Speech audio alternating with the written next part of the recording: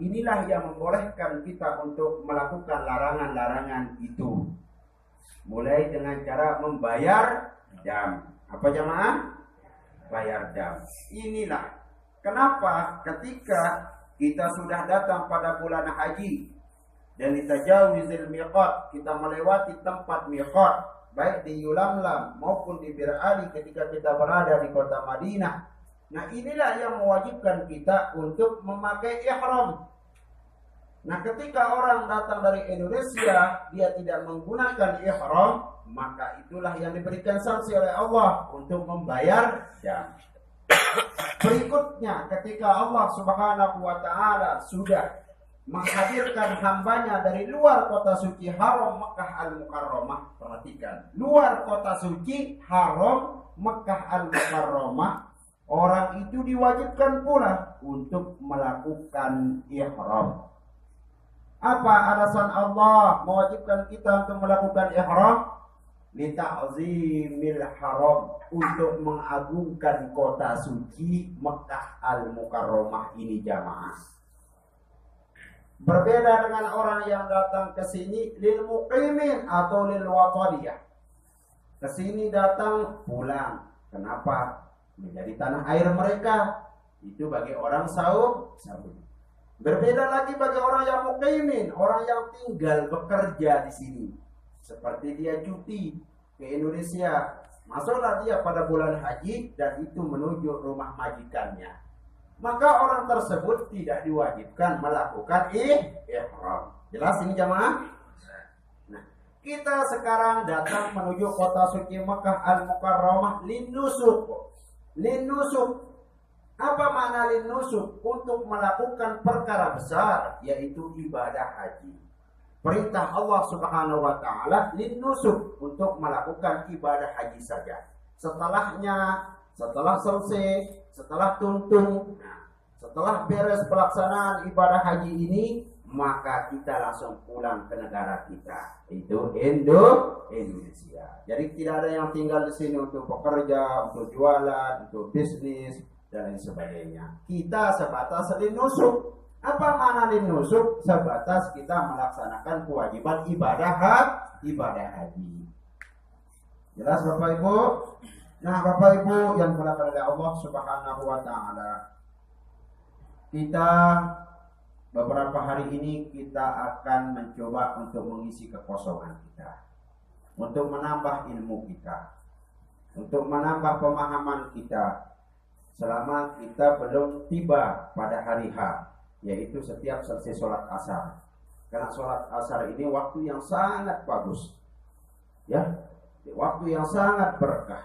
Dianjurkan kita oleh baginda Nabi SAW, pada sore hari carilah keberkahan, seperti kalian mencari keberkahan pada pagi sore. Pada pagi hari itu berkahnya luar biasa, pada sore hari keberkahannya luar biasa. Nah, ketika orang Yahudi dan Nasrani berkumpul untuk menunggu Tuhan mereka tenggelam, kita berkumpul untuk mencari rahmat dan hidayah Allah Subhanahu wa Ta'ala. Orang Yahudi dahulu ketika akan tenggelam matahari berkumpul untuk siap sembahyang. Begitu, makanya kita tidak boleh melakukan sholat sunnah setelah sholat asar. Dengan alasan apa? Litasyabuhil Yahud, supaya tidak kita serasi, supaya kita tidak menyamakan diri dengan orang-orang Yahudi. Orang Yahudi pada pagi hari setelah sholat subuh, orang Muslim mereka berkumpul, bangun dengan alasan menyambut Tuhan mereka pagi hari, yaitu Tuhan matahari. Ada nanti juga Tuhan matahari tenggelam, Tuhan mereka mau tidur. Nah, kita bukan seperti itu, akan tetapi kita berkumpul untuk menambah wawasan ilmu kita, berkumpul untuk mencari rahmat Allah Subhanahu wa Ta'ala. Karena kata Nabi, man ijtama'a qaumun fi baitin min buyutillah yatluna kitaballah wa yatadarrasunahu. Siapa saja dari umatku berkumpul di suatu tempat, yang mana tempat tersebut dia membahas ayat-ayat Allah Subhanahu wa Ta'ala, wa yatadarrasunahu, kemudian dia diskusikan, nazalat alaihimus sakinah warahmah. Maka pada tempat ini akan diturunkan rahmat dan ketenangan dalam hati kita oleh Allah Subhanahu wa taala.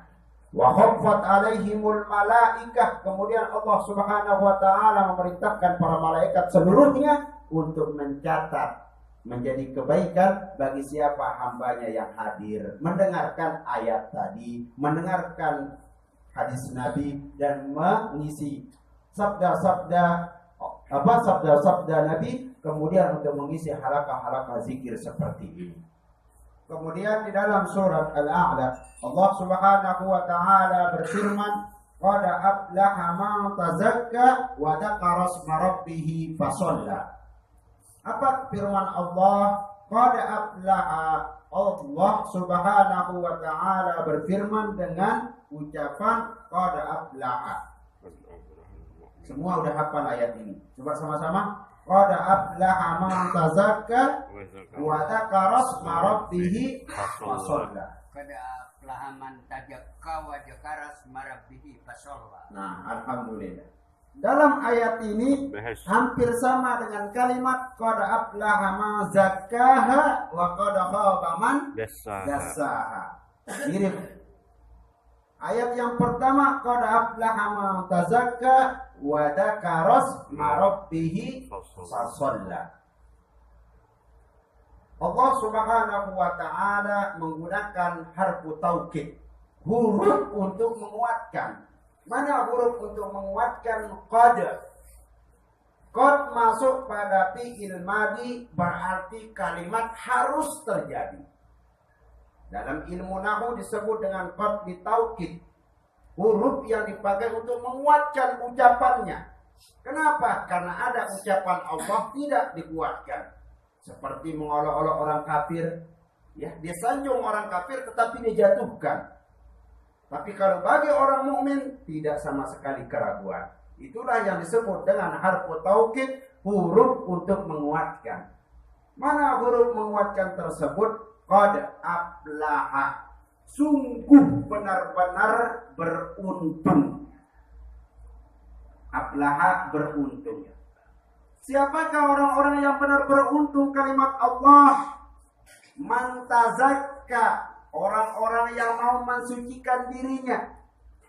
Siapakah orang-orang yang mensucikan dirinya? Wa dzakara isma rabbih, orang-orang yang mau menyebut namaku, firman Allah.